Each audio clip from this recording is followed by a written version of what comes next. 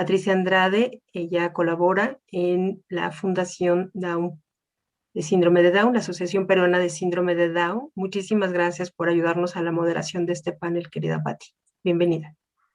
Gracias. Bueno, buenas tardes con todos y todas. Ante todo, agradezco la invitación de CONFE para moderar este último bloque, denominado Acciones Internacionales que Impulsan la Inclusión de las Personas con Discapacidad y sus Familias. Nuestros invitados de esta tarde representan a 3 organizaciones internacionales que vienen realizando desde hace muchos años un trabajo muy importante en sus países y que también son referentes a nivel internacional, y creemos que su experiencia puede ser muy enriquecedora para las organizaciones que forman parte de CONFE y que hoy nos acompañan.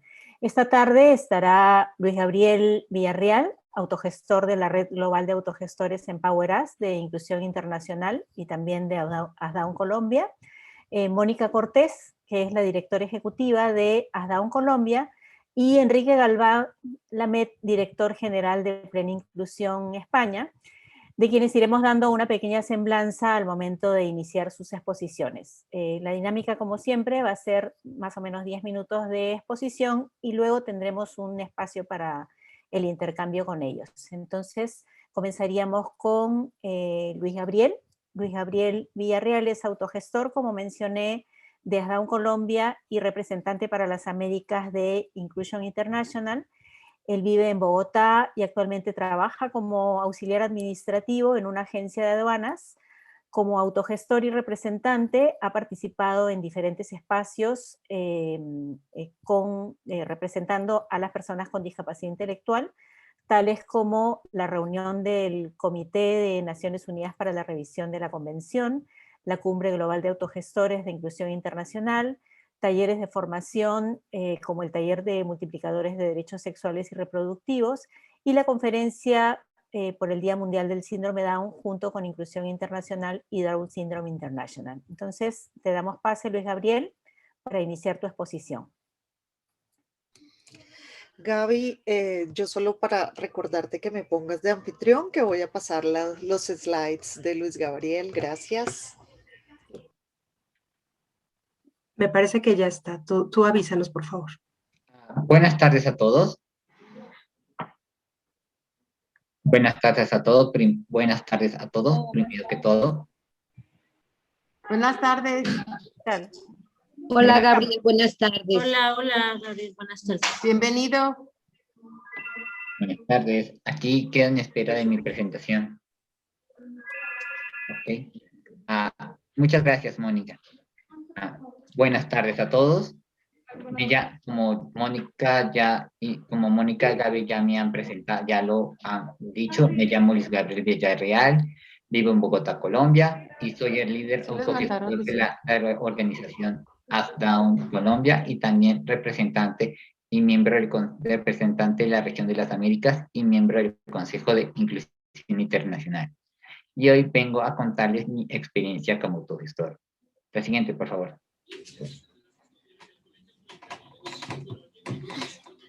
Para comenzar, hoy quiero hablarles sobre qué es la autogestión y vamos a comenzar respondiendo a esa pregunta, ¿qué es la autogestión? La autogestión es cuando una persona con discapacidad con una discapacidad intelectual habla por sí misma y por los demás y trabaja para que haya inclusión y que puedan ser incluidas en cada ámbito de la sociedad. Y defiende sus derechos. Siguiente, por favor. ¿Y qué es lo que tiene la autogestión? La autogestión tiene 3 componentes que la hacen más fuerte. El empoderamiento personal, el apoyo mutuo entre nosotros, o sea, el trabajo en equipo, en grupo, y la actuación, o sea, actuar. Sabemos que la autogestión exitosa incluye todas estas cosas. Siguiente, por favor. Ahora, les explicaré sobre qué hago como en mi función de rol de autogestor.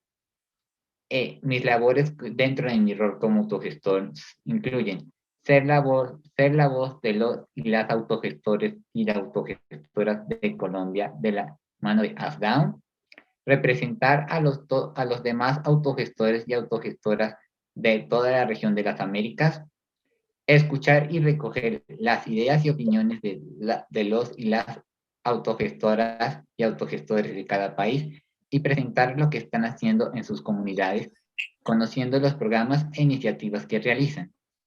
Exponer e informar sobre nuestro panorama, lo que estamos haciendo en la región y nuestros avances ante el mundo, por ejemplo, ante las Naciones Unidas. Y como autogestores, siempre necesitamos un apoyo, que es lo que vamos a presentar más adelante. Y como pueden ver en esta foto, ahí tenemos una de nuestras reuniones virtuales del grupo de ASDAM. Siguiente, por favor.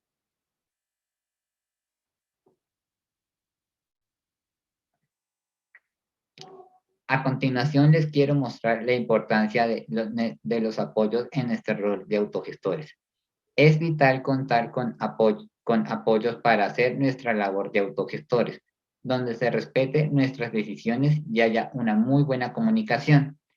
En nuestro caso, contamos con nuestros apoyos Magda y Patty, el de Jaime, como lo podrán ver en esta imagen de al lado. Tener un apoyo que siempre nos respalde y nos ayude en nuestro trabajo de la mejor. Tener un apoyo que siempre nos respalde y nos ayude en nuestro trabajo de la mejor manera. Esto nos permite mejorar y aprovechar mucho las oportunidades. Siguiente, por favor. Y es por eso, gracias a la organización Just Down, gracias a Inclusión Internacional, a mi apoyo y también a toda mi familia, he podido tener la maravillosa oportunidad de participar en los siguientes espacios, que son mis participaciones más recientes. En el taller regional sobre los Objetivos de Desarrollo Sostenible, según la Convención, en el 2019, los autogestores y sus organizaciones aportando con sus voces y sus organizaciones aportando con sus voces y sus puntos de vista sobre los objetivos de desarrollo sostenible en Cochabamba, Bolivia, en marzo de 2019. También representando a Inclusión Internacional en la COS, más conocida como la Conferencia de Estados Partidos o Partes, en la sede de las Naciones Unidas en Nueva York. Eso fue en junio de 2019. Y también tuvimos el gusto de tener la visita de miembros de la organización brasileña APAES en nuestras sedes de ASDAN Colombia para aprender más de lo que hacemos de nuestro trabajo. Y en septiembre de 2019 tuvimos la sesión de formación de autogestoras de Empowerers en Ciudad de México. Siguiente, por favor. Ahora les voy a hablar sobre lo que hice el año pasado. En marzo tuve la oportunidad, fui parte de la participación en la conferencia virtual de la Jornada del Día Mundial de Síndrome de Down en las Naciones Unidas, hablando sobre nuestras experiencias de inclusión y sobre pautas de participación inclusiva. En noviembre de 2020, también hice parte de la participación en el webinario Autogestores, su participación y roles en el desarrollo de implementación de la Convención de Derechos de las Personas con Discapacidad, organizado por la CBM, RIADIS, IDA y ASDAN Colombia. En diciembre de 2020, también participación en el evento paralelo en la COS, en la edición virtual de la COS, de la Conferencia de Estados Partidos de la ONU, un evento paralelo llamado Las Personas con Discapacidad Intelectual y sus familias durante la pandemia del COVID-19, desafíos y buenas prácticas. Y el más reciente que tuvimos este mes fue la consulta regional en Centro y Suramérica, de organizaciones de la sociedad civil y otras contrapartes desde la Convención de Derechos de las Personas con Discapacidad. Siguiente, por favor. Como podrán ver, estos son aquí ellos, Jaime y yo, aquí con Jaime y yo hacemos parte del grupo de Empower Us a nivel mundial, del grupo de autogestores que opera de la mano de Empower Us de inclusión internacional a nivel internacional. Adelante. Siguiente, por favor. Y estas son fotos y una muestra de todas las sesiones de formación, talleres de formación que realizamos en todo el mundo de la mano de las organizaciones y de inclusión internacional en los 5 continentes. Siguiente, por favor. Con los diferentes autogestores de los otros países. Y con esta frase les quiero resumir el trabajo que hacemos. Ser autogestor es trabajar cada día porque nuestras voces sean escuchadas. Siguiente, por favor. Ahora los quiero invitar para concluir mi presentación, los quiero invitar a que vean una reflexión que hice para concluir una reflexión que yo hice para visualizar mi trabajo. Y dice así: lo grandioso de mi trabajo como autogestor es que puedo conocer y fraternizar con otros y otras chicos y chicas de autogestores y lo que están realizando para cambiar sus comunidades en pro a favor de la inclusión. Mi labor ayuda a visualizar y generar conciencia en muchos líderes sociales, muchos y muchas líderes comunitarios, jefes, autoridades y familias sobre la importancia de nuestros derechos y que nuestro papel en la construcción de una sociedad más justa, equitativa, progresiva y más importante, inclusiva, pesa de una manera muy valiosa. Los desafíos que enfrentamos durante esta complicada etapa en la que vivimos, la pandemia de COVID-19, han sido enormes. Coordinación de horarios, adaptación, salud mental afectada, falta de contacto presencial, falta de las reuniones, atención médica y falta de atención a las personas con discapacidad y sus familias son algunos de ellos. Pero al mismo tiempo, a la par, también han surgido grandes oportunidades para realizar trabajos y reuniones. Los desarrollos en la tecnología han facilitado hacer reuniones, clases y capacitaciones virtuales. Hay más campañas de concientización y cuidados ante el COVID-19 adaptadas a las personas con discapacidad, desde las más sencillas como el lavado de las manos constante, hasta también las más profundas como hasta la limpieza y desinfección de los hogares y los puestos de trabajo y el distanciamiento social. Hemos logrado realizar nuestras sesiones con los autogestores de la región, nosotros en Empower Us Latinoamérica, así como las capacitaciones en mi país con los autogestores de ASDAUN, junto de la mano de los estudiantes practicantes de la Universidad de los Libertadores en Bogotá. Como podrán ver, vamos en un ritmo bastante lento, como podrán ver, vamos en un ritmo bastante lento, pero vamos avanzando. Siguiente, por favor. Y con esto damos por concluido mi presentación. Espero que les hayan gustado y que también vayan a nuestras redes sociales en ASDAUN Colombia y también en Inclusión Internacional para que puedan conocer más al respecto. Muchas gracias y que tengan una feliz tarde.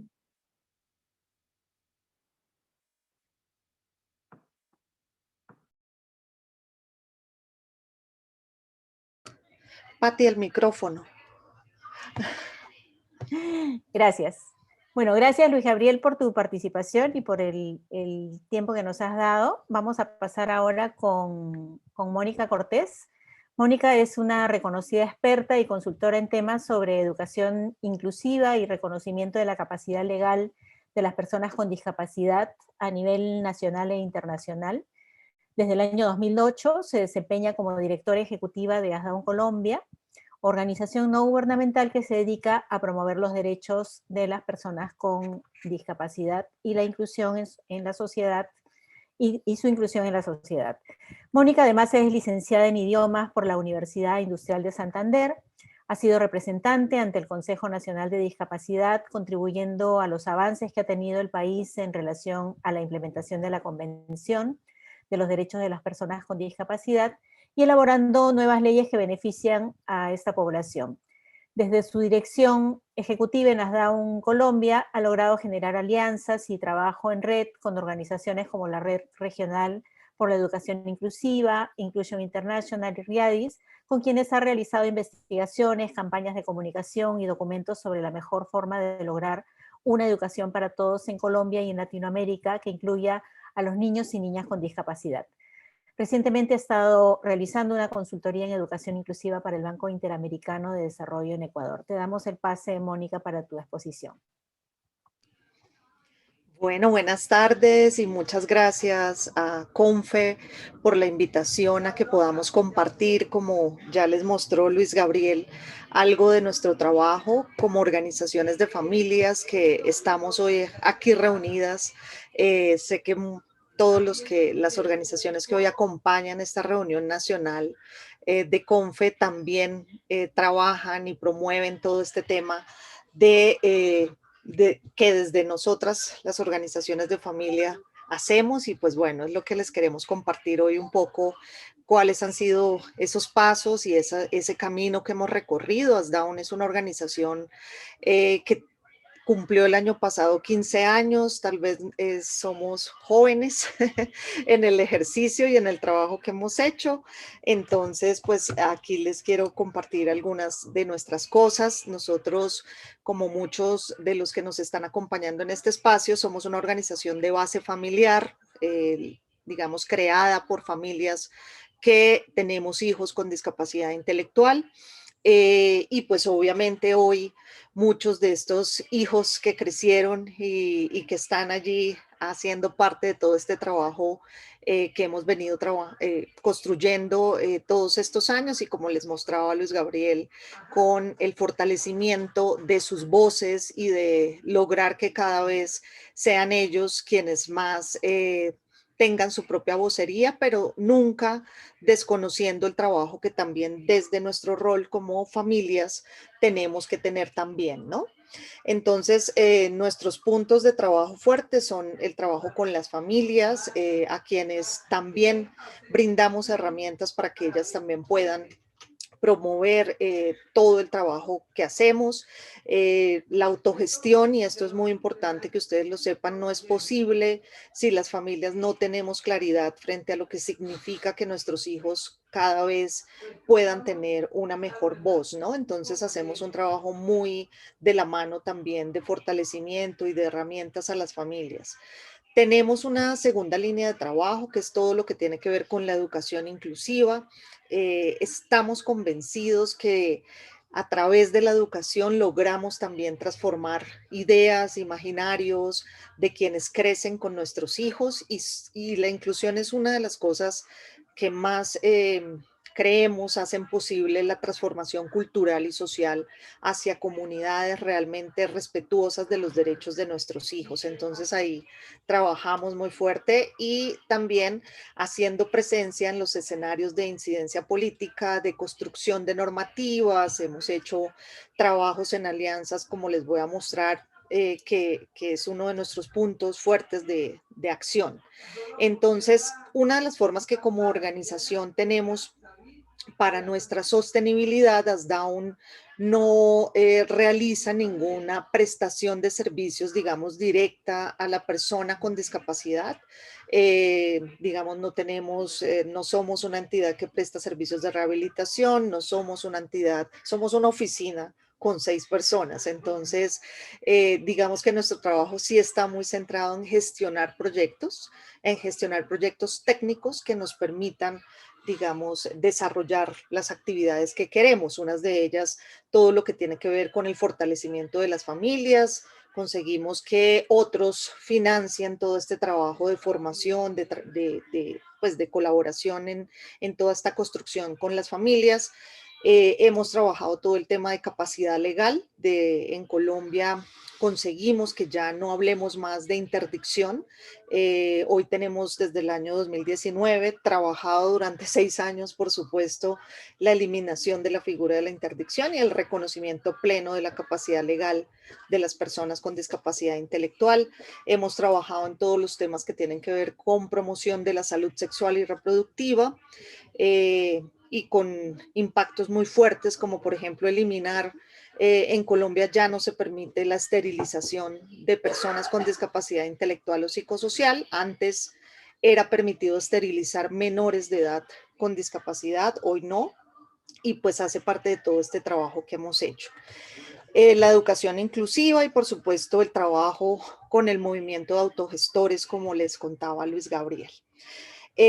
Nuestro trabajo pues tiene unos focos muy fuertes, que es lo que tratamos de transmitir a las familias, es que tengan mucha claridad frente a esa perspectiva que nos planteó la Convención de Derechos de Naciones Unidas, una perspectiva frente a los derechos, al reconocimiento de sus hijos como ciudadanos con derechos y a su derecho, por supuesto, a una vida en la comunidad, a una vida en la inclusión.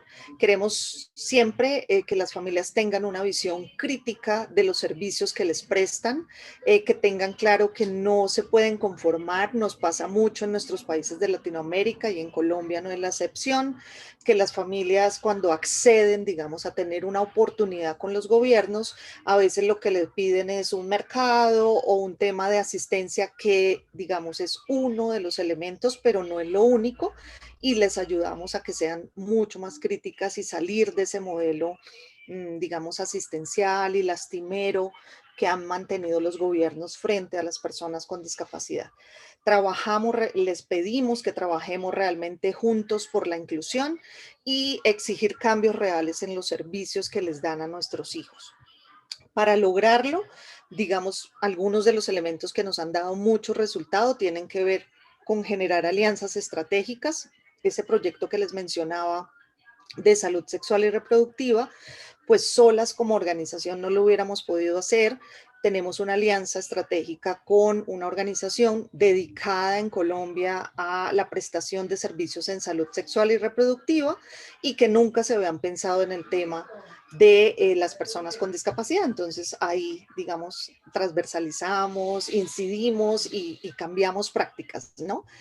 Tenemos también alianzas con la academia, lo que les contaba Luis Gabriel, de la Universidad de los Libertadores y otras universidades. Sus estudiantes, además de estar en procesos de pasantía y formación, aprenden con nuestros autogestores todo este tema de cómo lograr que ellos tengan su propia voz, y asimismo acompañan otros procesos pedagógicos y educativos de los niños de manera particular. Entonces, digamos, hacemos un trabajo con la academia fuerte, con organizaciones de derechos humanos, con la academia en términos de derecho. Lo de la ley de capacidad legal no hubiera sido posible sin una alianza estratégica con organizaciones de derechos humanos y con la academia en las facultades de derecho, en los consultorios jurídicos. Tratamos de trabajar también en alianzas estratégicas y, por supuesto, con otras organizaciones de personas con discapacidad y con las familias. Creo que ese es uno de los puntos más importantes que hemos trabajado.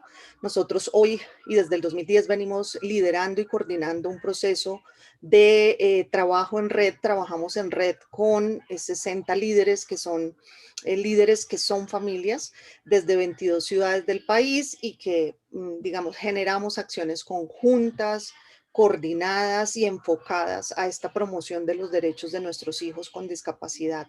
Y asimismo, hemos generado alianzas, como también lo ha hecho CONFE, como lo hemos trabajado de la mano con Inclusion International, que es nuestra red global y a la que pertenecemos tanto CONFE como la Sociedad Peruana, como ASDAUN.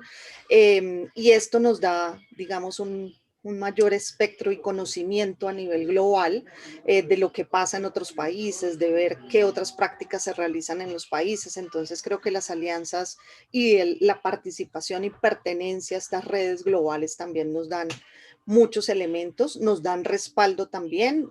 Nosotros también pertenecemos a nivel nacional a una organización que se llama Red Papás, que agremia a las organizaciones de familias diferentes, de diferentes organizaciones de familias, sobre todo en el ámbito educativo.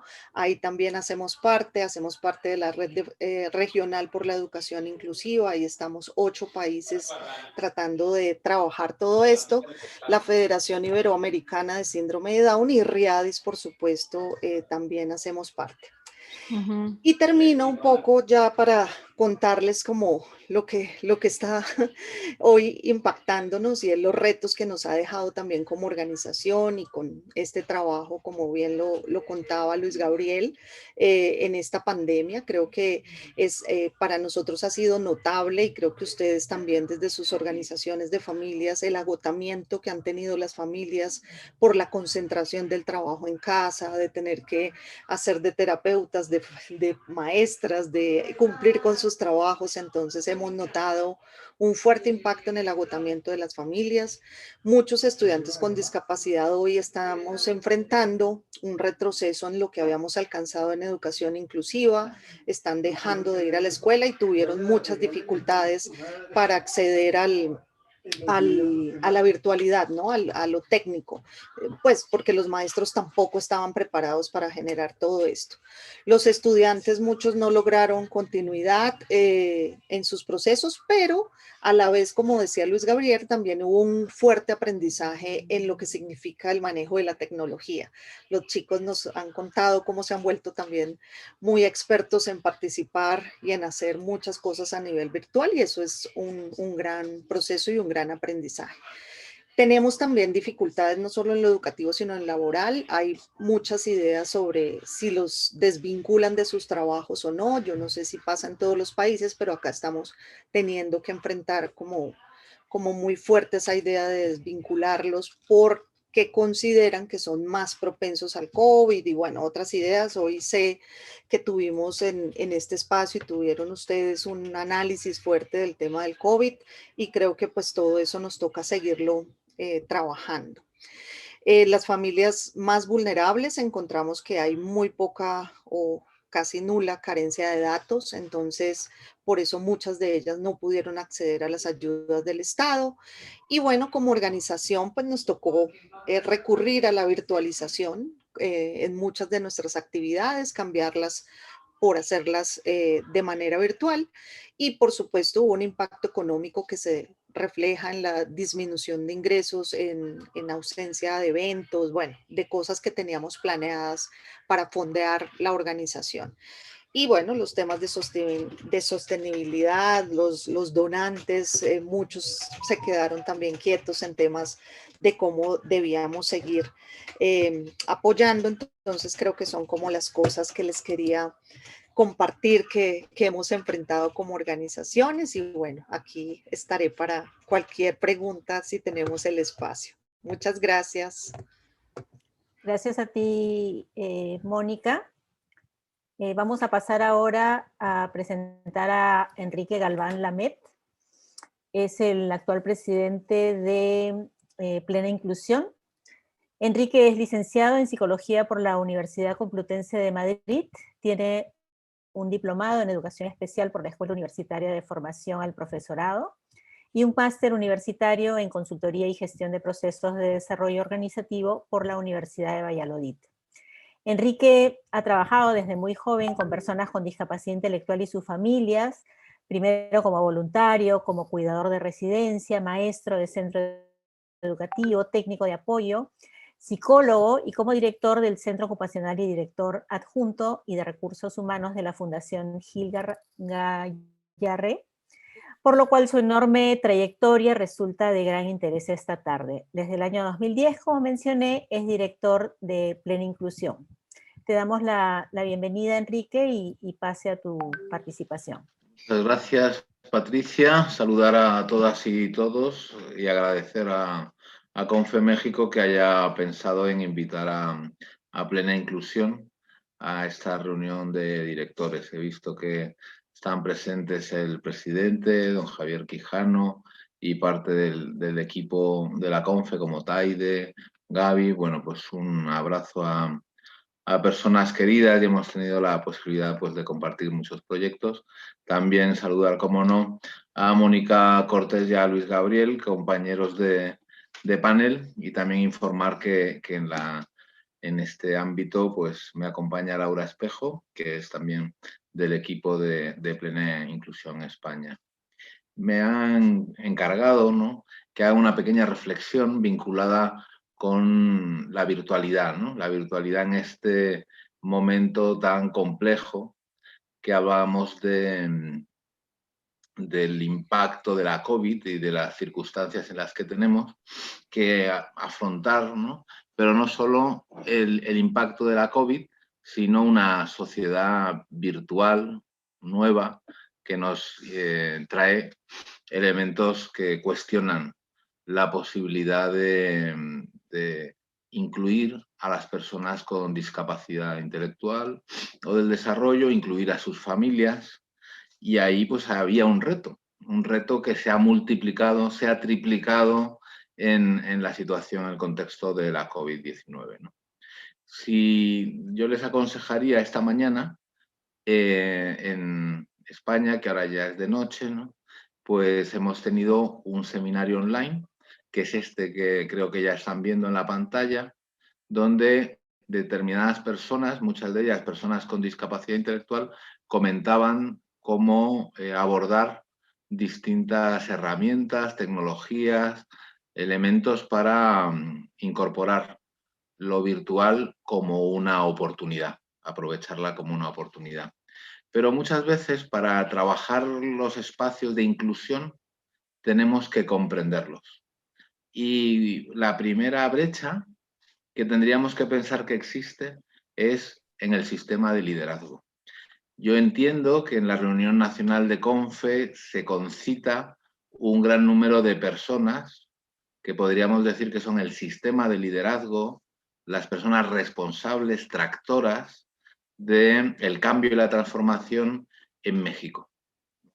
Y habría que pensar en ese sentido cómo comprendemos lo virtual y lo digital y cómo nos acercamos a esa realidad. Porque a lo mejor lo vemos como algo complejo, como algo difícil, como algo de los técnicos, como algo que a mí ya se me ha pasado la época, y eso sería una barrera. Entonces, lo más importante en un primer momento es comprender que hay un nuevo espacio de inclusión, que es el espacio digital, y que ese espacio tiene que ser para todos y todas. Y nosotros y nosotras, como responsables de organizaciones, estamos llamados a hacer o ayudar o contribuir a que ese tránsito sea posible. Eso que llamamos transformación digital, ¿no? Y por tanto hay una comprensión y una importante necesidad de formación de los directivos, profesionales, las personas, y tenemos que lanzar en ese ámbito pues una herramienta y un programa o un proyecto muy intenso de capacitación. Pero no de capacitación de las personas con discapacidad intelectual, sino del conjunto de personas que formamos el proyecto. En ese sentido, hablamos de un reto que es tecnológico, pero fundamentalmente social.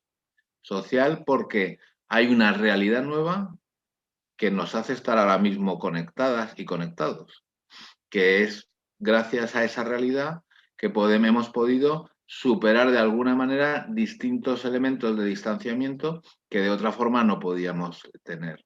Entonces, ahí el primer mensaje es, si queremos ofrecer espacios de inclusión en lo virtual, tenemos que comprenderlo, tenemos que prepararnos, y nosotros en primera persona, los primeros que estamos llamados a poder entender cuáles son esos retos, ¿no?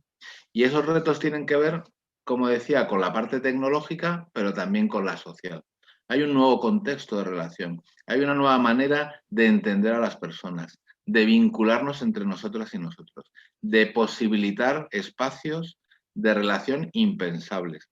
Y con la COVID y antes de la COVID, pues muchas abuelas, señoras mayores, que pensábamos que no se iban a incorporar en lo digital, pues se conectan con los nietos, con las nietas, y tienen sus espacios, sus Zoom, tienen sus grupos de WhatsApp, donde se pasan, pues uno se pasa la receta de la torta que van a hacer, otro se pasa la foto del nieto, otro... Entonces, ya no es algo de los jóvenes, de que solamente las generaciones nativas están en este tema, sino que forma parte de ese espacio y que realmente sí que tiene unas amenazas.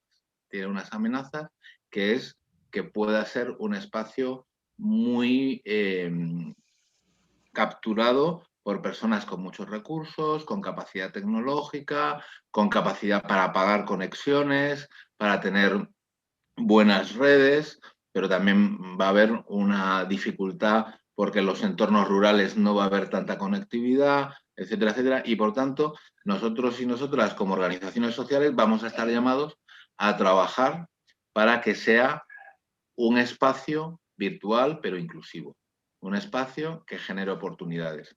Y la brecha digital, que es una amenaza muy importante, que puede potenciar la exclusión y la segregación, tenemos que transformarla en una oportunidad de relación, de crecimiento, de desarrollo. En la charla de esta mañana en España comentaba un experto de una consultora que se llama Texos, que intenta combinar la tecnología y lo social, que teníamos que tener una serie de claves para que hubiera una buena digitalización. La primera es que lo importante es responder a las necesidades. ¿Cómo ha habido una formación tan exponencial y acelerada en términos digitales en la COVID? Porque a todos y todas nos ha preocupado muchísimo poder estar en contacto con otros. Y entonces nos hemos hecho formaciones extensísimas. En los seminarios de plena inclusión siempre aparece los primeros comentarios del chat, no se oye, no funciona, no, pero luego poco a poco, hombre, pues a lo mejor no es que no se oiga, es que no le he puesto yo el dispositivo tal, es que no he conectado tal cosa. Y poco a poco vamos aprendiendo. Y vamos aprendiendo las familias, vamos aprendiendo los profesionales y también las propias personas. ¿Qué significa? Que la tecnología per se no tiene ningún impacto. La tecnología tiene que estar ubicada, centrada en las necesidades humanas. Lo humano es lo primero. Si lo humano es lo primero, tenemos que entender que las ofertas, las propuestas que nosotros tenemos que hacer, se tienen que centrar en las necesidades de la persona y esa visión y ese modelo de centrado en la persona, pues en la CONFE y en otras organizaciones de nuestro ámbito, pues sabemos mucho, ¿no? de que tiene que estar la persona y en los procesos de implementación en las organizaciones, desde el principio, tienen que participar las personas con discapacidad intelectual o del desarrollo. Por tanto, nos vamos a vincular más a una operativa de innovación aplicada, es decir, utilizar, aprender, equivocarnos, poner en marcha, hacer pilotajes y no tanto un diseño que viene de una universidad que no está conectado con la realidad y que nos lo implantan, ¿no? Hay que intentar que la tecnología que utilicemos es la que utiliza todo el mundo, tecnología lo más sencilla posible, lo más disponible posible, porque las tecnologías muy especializadas para un colectivo concreto tienen una limitación muy importante para luego poderlo escalar e incluirlo en la comunidad y las oportunidades que tenemos de estar con otras personas en sociedad, ¿no? Es también fundamental que toda esa tecnología tenga como 3 niveles de validación, uno técnico, que funcione bien, otro social, que sea algo asumible por la sociedad y que responda a los valores sociales y también de usuario. Por tanto, es un diseño que tiene que ser para todos, que tiene que tener mucha control y defensa de la privacidad y de los derechos. Ahí está todo el tema de la ciberseguridad. Hay abusos que ocurren en el ámbito digital y por tanto hay distintos programas. Plena Inclusión trabajó en uno vinculado a navegar seguro en el ámbito de Inclusion Europe, que está a su disposición en las páginas web de Plena. Pero ante todo la tecnología y estas herramientas, después de todo esto lo que tienen que ser es un espacio de disfrute. Tienen que ser divertidas, tienen que ser agradables, tienen que ser algo que no sea un castigo, ¿no? Sino que sea algo que tenga que ver mucho con con pasárnoslo bien, estar con gente y disfrutar. En Plena Inclusión hemos desplegado distintos proyectos que estaríamos encantados de explicar de manera más detenida. Una es cómo podemos vincular la tecnología al apoyo a familias, poder llevar asesoramientos, consultas, intervención, por ejemplo, en atención temprana a distancia, pues toda esa tecnología vinculada a lo familiar, también vinculada a las necesidades de la persona en todos los ámbitos. Creo que se ha hablado aquí pues, de la tecnología para el empleo, la tecnología para la vida en comunidad, para la vida en el hogar. Bueno, pues ahí tenemos algunos proyectos como Me Facilita, donde a través de apps de móvil, pues una persona puede tener distintas herramientas pues para cocinar, para orientarse, etcétera, etcétera, ¿no?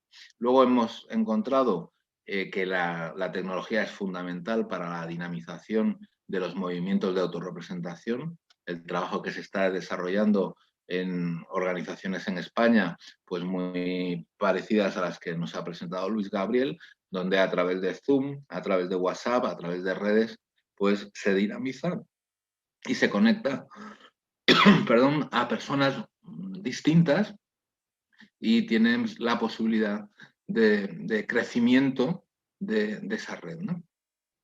También ha aparecido y se ha comentado las oportunidades y la formación que tienen que tener los maestros y las maestras en recursos de tecnología para lo educativo. En la accesibilidad cognitiva es fundamental. Os recomendamos que visitéis la página web de Planeta Fácil. Planeta Fácil tiene un montón de herramientas para la lectura, para el conocimiento del mundo, etcétera, etcétera.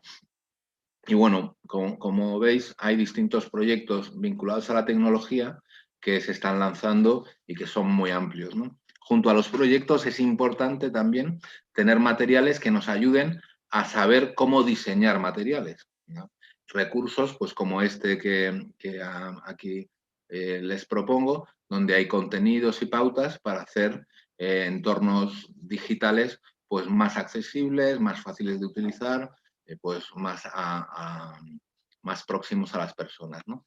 Por tanto, estamos en una vorágine de elementos, herramientas, plataformas, como los seminarios online. Ahora mismo, en los grupos de autorrepresentación de España que están formando la plataforma española de autorrepresentación, tienen encuentros donde se reúnen 200, 300 personas y pueden discutir, pueden participar y además lo hacen de manera autogestionada porque ellos ya saben controlar el Zoom, se dan la palabra, se ayudan entre ellos y por tanto muchas veces cuando existe la oportunidad aparece la competencia. Si no existe la oportunidad, pues ninguno aprenderíamos Zoom, pero estamos descubriendo que hay muchas habilidades, muchas oportunidades para trabajarlo.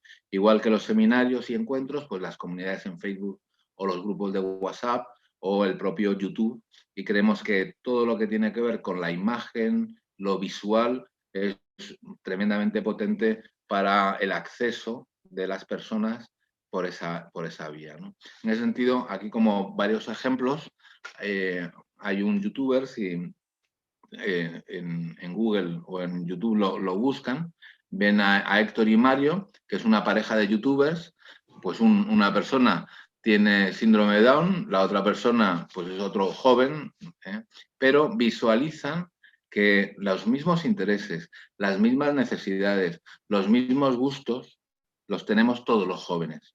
Y no hay una etiqueta que diga hay jóvenes a los que no les interesa los youtubers, hay jóvenes a los que no les gusta el TikTok, hay jóvenes que no les gusta el Instagram. No, tienen que tener oportunidad para poder acceder a ellos. Luego llevaríamos al extremo. Hay personas que no van a poder acceder a este tipo de redes, pues ciertamente tampoco lo pueden acceder en otros entornos sociales que no son digitales. Pues tenemos que descubrir qué tecnología les puede potenciar sus competencias, sus oportunidades de disfrutar. Y ahí también pues hay herramientas de apoyo que nos ayudan a este tipo de propuestas para personas con grandes necesidades o dificultades, temas de comunicación, temas de sensitivos, etcétera, etcétera. Comentábamos también las oportunidades para el acceso a la cultura, como puede ser Planeta Fácil, como puede ser otro tipo de de herramientas, y luego lo que son las líneas de trabajo vinculadas a los encuentros, a la formación, etcétera, etcétera. También hay herramientas que se están utilizando, que tiene Plena Inclusión y otras organizaciones, que son apps que nos ayudan a, bueno, pues como a cualquiera, a tener una ayuda, una herramienta en nuestro móvil para determinadas situaciones o funciones. Esta que aparece en la pantalla sirve para ver cuáles son las oportunidades de empleo público que hay en España, adaptadas a personas con discapacidad intelectual. Y una persona puede decir, a ver, ¿qué propuestas hay? Pues opciones para el trabajo y para otras cosas. Y la clave en este ámbito, y lo que estamos intentando descubrir y trabajar, es no qué ofrecemos a las personas con discapacidad intelectual o del desarrollo, es qué ofrecemos a Juan, a Pedro, a María, a Rodrigo, para personalizar la propuesta y que tenga esos canales como existen en el ámbito social para poder acceder. Luego hay otro tema que acabamos de sacar, que es Planeta Fácil Televisión, que es un programa de televisión que puedes ver en YouTube. Les invito a que lo vean, el primer programa, donde se realiza un telediario, un noticiario, donde todas las noticias están realizadas por personas con discapacidad intelectual y se hacen en lenguaje sencillo. Por tanto, es cierto que nos vemos ante un reto muy importante, un reto donde la brecha y la amenaza es grande, pero se va a poder salvar cuando activemos todas nuestras capacidades para generar puentes de oportunidad para que la inclusión en lo virtual sea un derecho, sea una oportunidad y sea un elemento fundamental para que las personas tengamos buenas vidas en un momento donde se ha abierto un espacio social nuevo. Y más o menos esta sería la propuesta que compartimos con vosotras y vosotros para poder trabajar juntos y bueno, pues avanzar en los mismos objetivos que los tenemos, lo decía Mónica, que somos organizaciones hermanas que trabajamos en red y que podemos construir pues, futuros mejores para las personas, las familias y la sociedad en su conjunto. Muchas gracias. Muchas gracias, Enrique. Vamos a tener, creo, un tiempo para unas 3 preguntas. Hemos visto desde la experiencia de Luis Gabriel, como desde la experiencia de Mónica y de Enrique, que en efecto para todas nuestras regiones esto ha sido un reto, un desafío, pero también una oportunidad para poder lograr conectarnos de maneras distintas. Así que yo tenía una primera pregunta para Mónica, no necesariamente vinculada a este tema de la pandemia, pero sí preguntaban por aquí qué opinión le merecía el tema de la capacidad jurídica en México. Comenzamos por esto.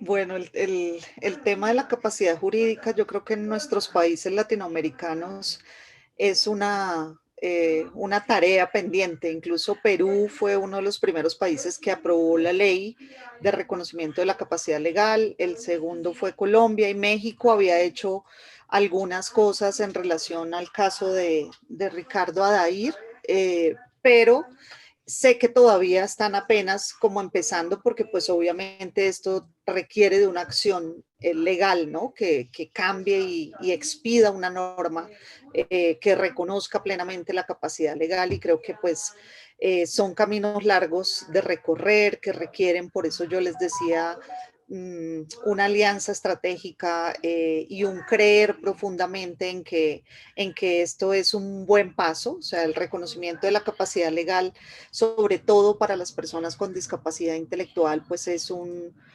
tema de alto impacto.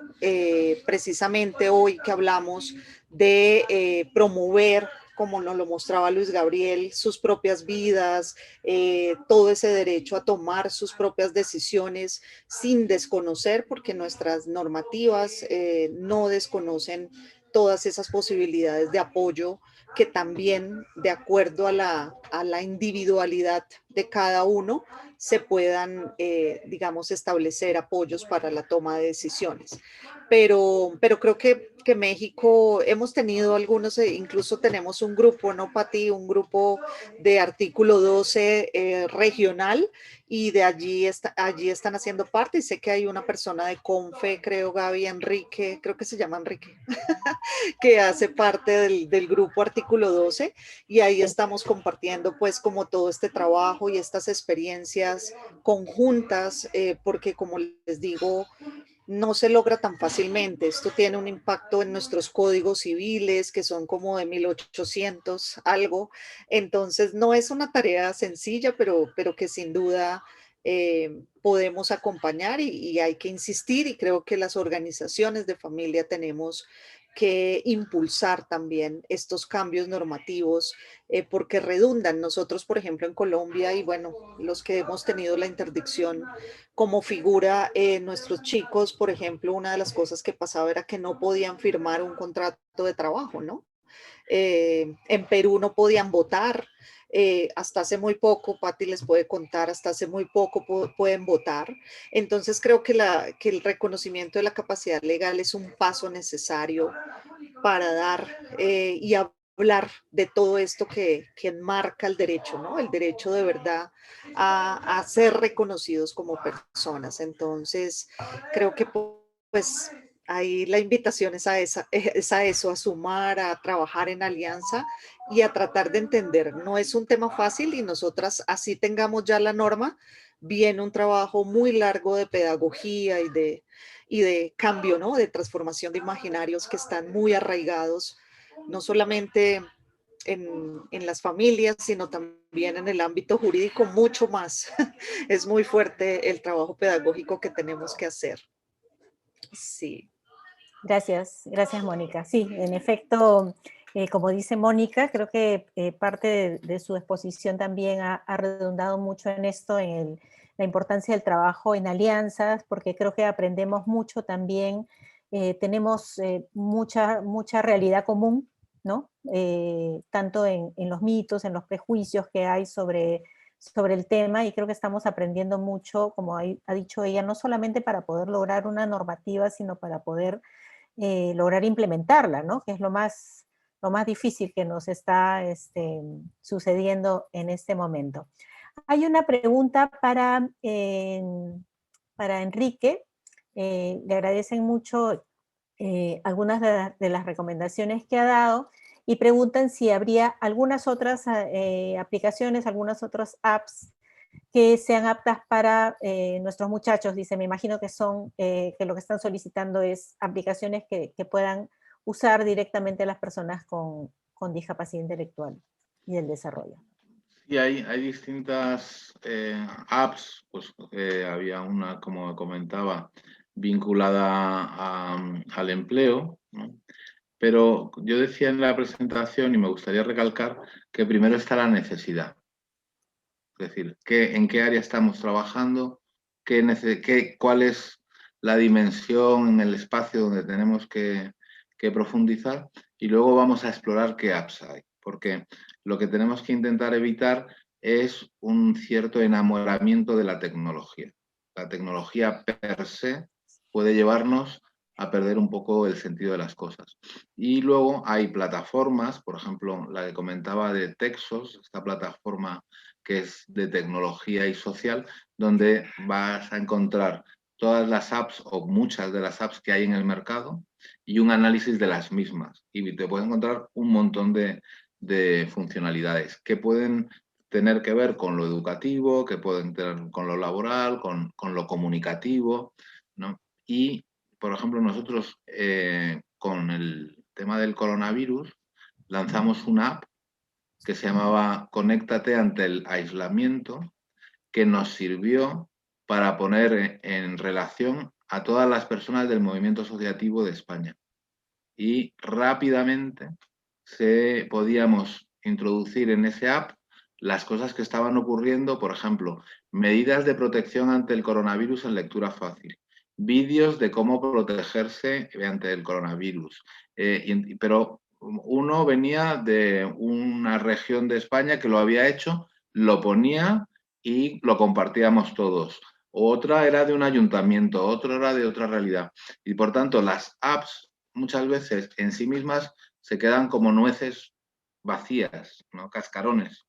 Y en cambio, lo que tienen que tener es una alimentación permanente de recursos y un trabajo colaborativo en red. Por ejemplo, esta que les comento fue una de las herramientas más importantes para que en tiempo récord generáramos muchísimos recursos y las personas podían preguntar y decían, necesito o me pasa esto o cuál es la norma, porque ha habido muchos problemas de que cambiaban las normas, están cambiando las normativas, etcétera, etcétera. Entonces, herramientas hay muchas, ¿eh? Lo importante es un buen diagnóstico de para qué lo queremos, cómo lo podemos hacer más usable, y ahí es fundamental la participación desde el principio en el diseño de las personas con discapacidad intelectual. Hay una persona en nuestra oficina, que es un técnico de plena inclusión, que tiene discapacidad intelectual y sabe muchísimo más que yo de tecnología, es un friki, ¿no?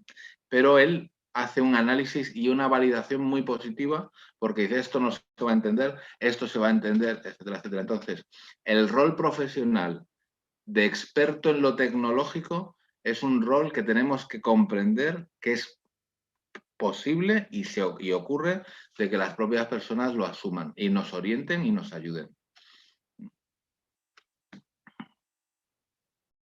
Muchas gracias, Enrique. Creo que tú comentaste una cosa que también es muy interesante para los directores de organizaciones, que es el hecho de que seamos, digamos, quienes estamos detrás de las organizaciones los primeros, que estemos pendientes de qué cosa hay y de cuáles son, como tú has dicho, las necesidades de apoyo de nuestros usuarios, ¿no? No sé si hay alguna otra pregunta, alguna otra persona que quisiera intervenir. Si me apoya Samantha con... No veo ninguna mano levantada. No sé si pueden abrir directamente sus micrófonos. Parece ser que ya no, Pati. Ok. Bueno, entonces daríamos por concluida esta presentación de nuestros aliados internacionales y te daría pase, Gabriela, para que hagas el cierre ya del evento. Muchas gracias a todos nuestros panelistas. Muchas gracias. Muchas gracias Enrique, Moni, Pati, gracias por coordinar. Gracias a Luis Gabriel. Gracias, Enrique. Bien.